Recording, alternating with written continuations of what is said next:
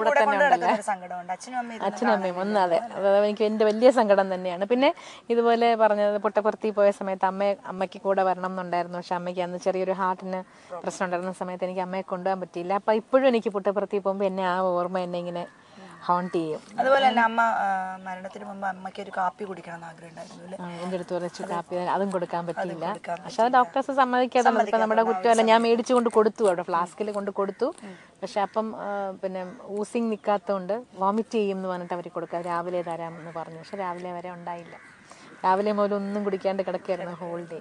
അതൊക്കെ അങ്ങനെയൊക്കെ നമുക്കിങ്ങനെ മനസ്സിനിങ്ങനെ വിഷമം ഉണ്ടാക്കുന്ന ഒരുപാട് കാര്യങ്ങളുണ്ട്. ആലോചിക്കുമ്പോൾ നമുക്കിപ്പോൾ വേണമെങ്കിലും കരച്ചിൽ വരാം. എനിക്ക് പേടിയാണ് അമ്മയുടെ അച്ഛൻ്റെ കാര്യം ചോദിക്കാൻ. കാരണം ചോദിച്ചാൽ കണ്ണ് നിറയും ചിത്രയുടെ എന്നുള്ളതാണ്. അല്ല, ഞാൻ ചോദിക്കുന്നത് പാട്ട് എന്തെങ്കിലുമൊക്കെ വിഷമങ്ങൾ എപ്പോഴും ഉണ്ടായിക്കൊണ്ടേയിരിക്കും ബിന്ദു. എനിക്ക് അങ്ങനെ ഒരു പറയാം, എല്ലാവരും ചോദിക്കും ഒരു അവാർഡ് കിട്ടിക്കഴിയുമ്പോൾ അങ്ങ് വലിയ സന്തോഷമല്ലേ. പക്ഷെ നമുക്ക് ഒരു സന്തോഷം ഉണ്ടെങ്കിൽ അതിൻ്റെ കൂടെ എന്തെങ്കിലും ഒരു ദുഃഖം, എന്തെങ്കിലും നമുക്ക് നമ്മുടെ മനസ്സിനെ സന്തോഷിപ്പം. അപ്പം ആ സങ്കടത്തിന് ബാലൻസ് ചെയ്ത് നിർത്തും. ഞാൻ ചോദിക്കുന്ന ഏതെങ്കിലും ഒരു പാട്ട് കേട്ട് സങ്കടം വന്നിട്ടുണ്ടോ? അങ്ങനെയുള്ള അനുഭവങ്ങൾ ഉണ്ടായിട്ടുണ്ടോ?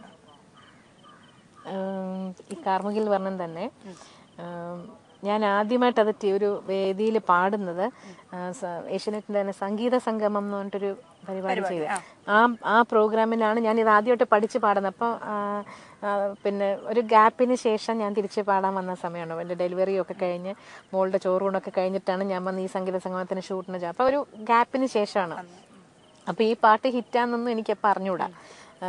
ദാസേട്ടൻ വിളിച്ച് എൻ്റെ അടുത്ത് പറഞ്ഞോട്ടെ, ഈ പാട്ടിനെ കുറിച്ച് നീ നിന്റെ കൃഷ്ണ എന്നുള്ള വിളി കേട്ട് കഴിഞ്ഞാൽ പിന്നെ ദൈവം എങ്ങനെ കേൾക്കാണ്ടിരിക്കും കൃഷ്ണ, അതുകൊണ്ടാണ് നിനക്ക് ഇങ്ങനെ വാവേ തന്നതെന്നൊക്കെ ദാസേട്ടൻ തന്നിട്ടുണ്ട്. അതെ അതെ അതെ അതെ, അത് എൻ്റെ ബെഡ്റൂമിൽ ഞാൻ ഒട്ടിച്ച് വെച്ചിട്ടുണ്ട്. അതന്ന് റെക്കോർഡ് ചെയ്തപ്പോൾ ഞാനത് പാടി.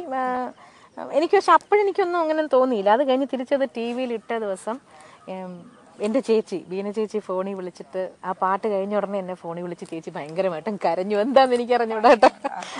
അപ്പം എനിക്ക് ഭയങ്കര സങ്കടം വന്നു.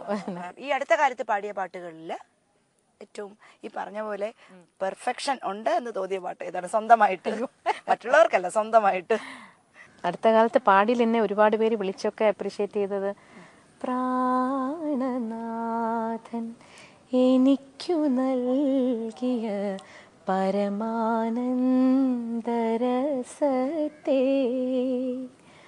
പർവ്വതിനെഴുതാമോ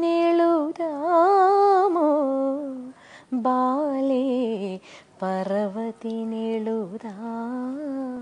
എന്നുള്ള ഈ പാട്ട്. അക്ഷരത്തിലെ ഈ പാട്ട് കുറച്ചു മുമ്പ് ചിത്ര പറഞ്ഞതിന്റെ ഒരു ഉദാഹരണമാണ്.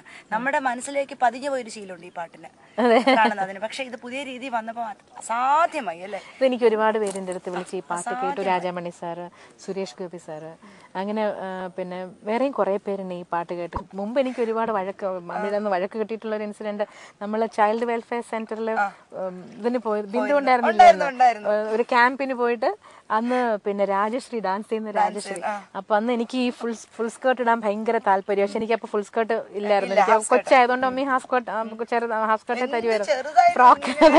ഫ്രോക്കും ഹാഫ് സ്കേർട്ട് വരുന്നു ഞാൻ കൂടുതൽ കൊച്ചില് ഇട്ടിരുന്നു. അപ്പം ഫുൾ സ്കേർട്ടിനോട് ഭയങ്കര ഒരിത്. അപ്പൊ ഈ അന്നിപ്പോ ഈ ലാസ്റ്റ് ഡേ നമുക്ക് നമ്മുടെ എല്ലാവരുടെയും പ്രോഗ്രാം ഉണ്ടല്ലോ. അപ്പൊ രാജശ്രീ ഡാൻസിനുള്ള ഡ്രസ്സ് ഇടാൻ വേണ്ടിയിട്ട് കൊടുത്തിരുന്ന പാവാട ഊരിയിട്ടതിന് ഞാൻ എടുത്തിട്ടിട്ട് സ്റ്റേജിൽ പോയി നിന്ന് പാടി. എനിക്കന്ന് വീട്ടിൽ നിന്ന് കിട്ടിയ വഴക്കിന് കണക്കില്ല. ഞാൻ ഇപ്പോഴും അത് ഓർക്കുന്നു. ചുമന്ന ഉടുപ്പുണ്ട് ചിത്രയുടെ, സ്ഥിരം അതേ ഇടുള്ളായിരുന്നു. ലക്കി അപ്പോഴൊക്കെ ലക്ക് നോക്കും. ഒരു ഉടുപ്പിട്ടിട്ട് അന്ന് ഞാൻ നന്നായിട്ട് പാടി, അല്ലെങ്കിൽ എന്നെ അന്ന് ഞാൻ പാടിയത് എനിക്ക് ഇഷ്ടപ്പെട്ടു, ഒരുപാട് പേര് എന്നെ അപ്രീഷിയേറ്റ് ചെയ്തെന്നുണ്ടെങ്കിൽ പിന്നെ ഏത് പ്രോഗ്രാം ഞാൻ ആ ഉടുപ്പ് എടുക്കുള്ളൂ. അതുപോലെ അമ്മയിൽ നിന്ന് കിട്ടിയിട്ടുണ്ട് അല്ലെ ഒരുപാട് നല്ല ഓർമ്മകൾ അല്ലെ പഴയ കാലത്തെ കുറിച്ച്. അതുപോലെ തന്നെയാണ് സുഹൃത്ത് ബന്ധങ്ങളെ സൂക്ഷിക്കുന്ന കാര്യത്തിലും ചിത്ര വളരെ മുന്നിലാണ്. എനിക്ക് ആ പണ്ട് ചിത്രയോട് സംസാരിക്കുന്ന അതേ ഫ്രീഡത്തോടു കൂടി സംസാരിക്കാൻ പറ്റുന്നത് ഒരു മാറ്റവും ഇല്ല.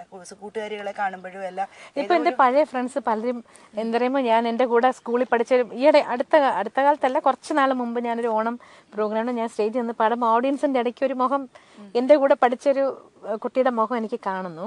ഞാൻ അങ്ങോട്ട് ഇടയ്ക്കിടയ്ക്ക് നോക്കി ചിരിക്കുന്നു. ആ കുട്ടിയാണോന്ന് എനിക്ക് സംശയം, പക്ഷെ എന്നെ ഇങ്ങോട്ട് ചിരിക്കുന്നില്ല, എന്റെ അടുത്ത് വന്നുമില്ല പ്രോഗ്രാം. ഞാൻ ചെന്ന ആ കുട്ടിയാണോന്നെങ്കിലും ഒന്ന് അറിയണം എന്ന് എനിക്കൊരു ആകാംക്ഷ ഉണ്ടായിരുന്നു.